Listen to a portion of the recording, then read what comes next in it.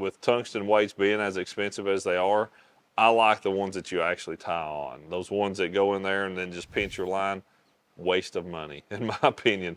A fish jumps, comes up and shakes, the weight goes that way, and then you got to put on a new weight, and that's just silly. So get the ones that's got the little loop on them, tie those on, and you won't be slinging off so many weights when you're out there drop shot fishing.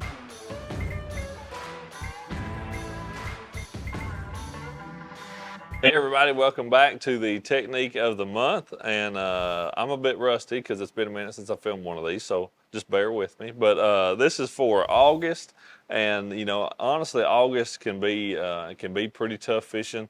And the technique that I want to talk about today, and the kind of fishing, is something that I'm not going to say that is necessarily my strongest suit. Honestly, if I had my pick and I was fishing in August, I'd probably be up a river somewhere.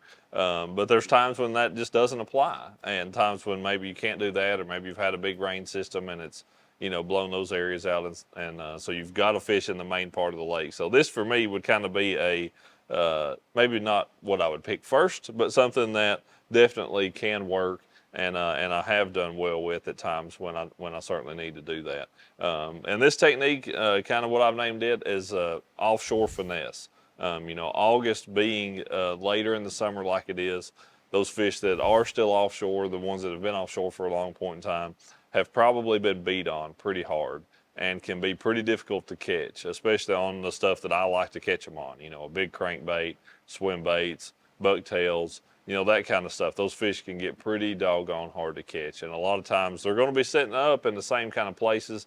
There may not be those big mega schools like they were in June or maybe early July. But there'll definitely still be some groups of fish, some little pods of fish out there. And you can still catch them. A lot of times, though, that does require going to a more finesse approach as you get a little bit later in the year. So really got 3 different soft plastic rigs here, all finesse type stuff that I'm going to go with, and gonna have rigged up, you know, kind of for a little bit.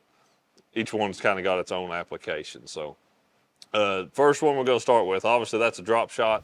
I just wanted to tie it up here so I had everything, you know, all together. But a drop shot is a very, very good way to catch fish out offshore, catch fish anywhere. The drop shot works in all different kinds of situations, but when you're trying to catch those fish that have seen a lot of baits, they're very pressured, a drop shot is a really good way to do that. That bait just hangs naturally up above those fish. You know, it kind of just, it should look as though it's suspended off the bottom, and that's something that you truly can't do with almost any other soft plastic setup, you know, with even a Nico or anything else. You know, to truly suspend your bait above the bottom, a drop shot is the way to do that. And I'm going to use a variety of different baits, anything from a real small little slender worm, that's a little bit bigger profile bait, that's the Bass Pro, that's the Magnum cuttail worm. Just the regular cuttail worm is good as well. For me, most of the time, I like to fish that on a worm hook. So that's a 2/0 VMC, that's the red line worm hook.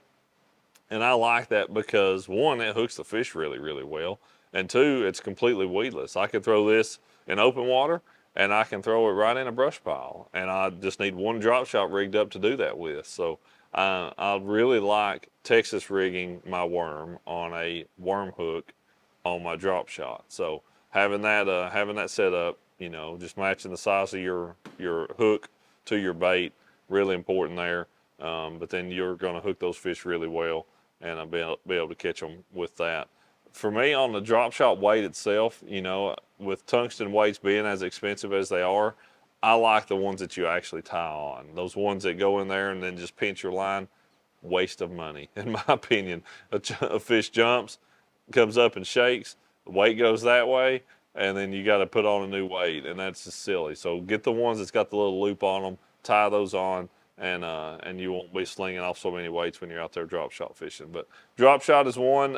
Next up, going to go with just a shaky head, kind of a Magnum Ned rig, honestly. You know, this is, for me, in the river or in the lake, this has been just an absolute staple. That's a VMC rugby head, usually a 3/16 ounce is what I'm going to go with.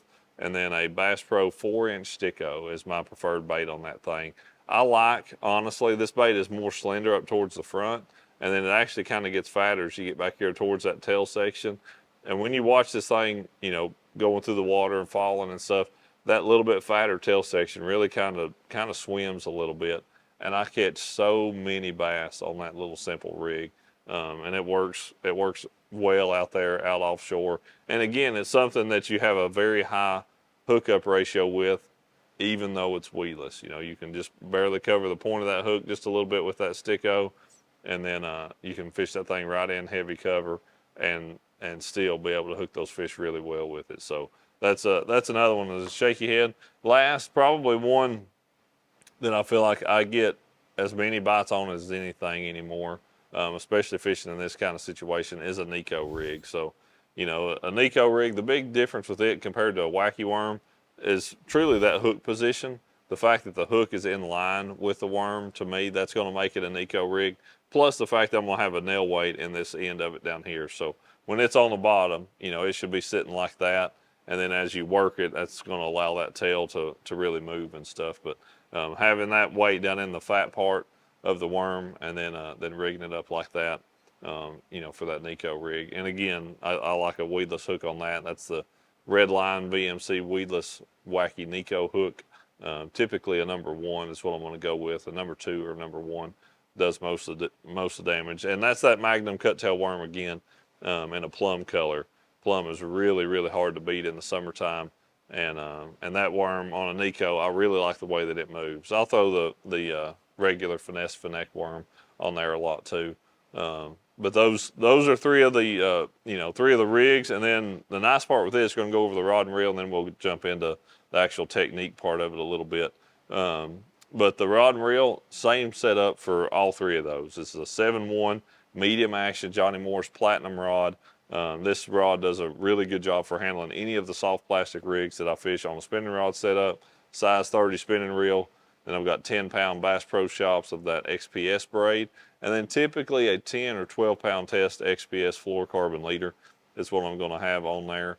But yeah, that one setup, it'll handle any of that, any of those soft plastic applications that you're fishing out there offshore. So for the kind of places that I'm going to be looking for, honestly, a lot of the same stuff that I fished, you know, all summer. Any of those kind of structure elements on the body of water that you're on. It can be a river ledge, a river bar, could be a long sloping point, you know, on a highland reservoir.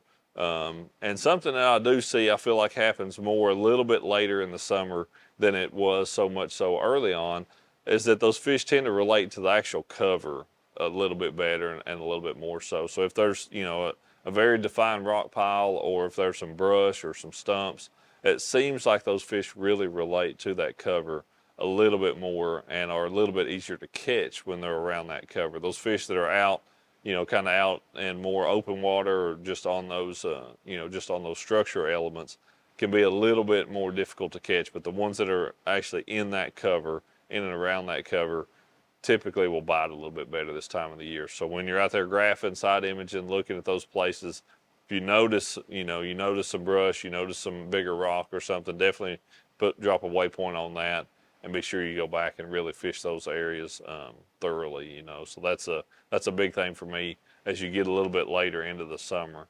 It seems like those fish that are on those most obvious places, again, have been pressured really hard, and some of that stuff that's kind of off to the side a little bit is where those fish will tend to, the catchable ones will tend to be set up. So that's something that, it's a good way to go out there and still be able to put fish in the boat. A big thing with fishing this time of the year is just having the right mindset. It's not May, it's not June. It's not the time of the year when you're just going to go out there and catch a whole bunch of them the same way that you did back then. So you've got to have a little bit different mindset, that you're going out to try to just catch, have a good day on the water, and that may not look quite like it did in June or something, but you can certainly still have a good time out there. So yeah, finesse it down. If you're out there fishing deep this time of the year, smaller baits, a little bit lighter line, you're still going to be able to pick up some bites and be able to catch some big ones.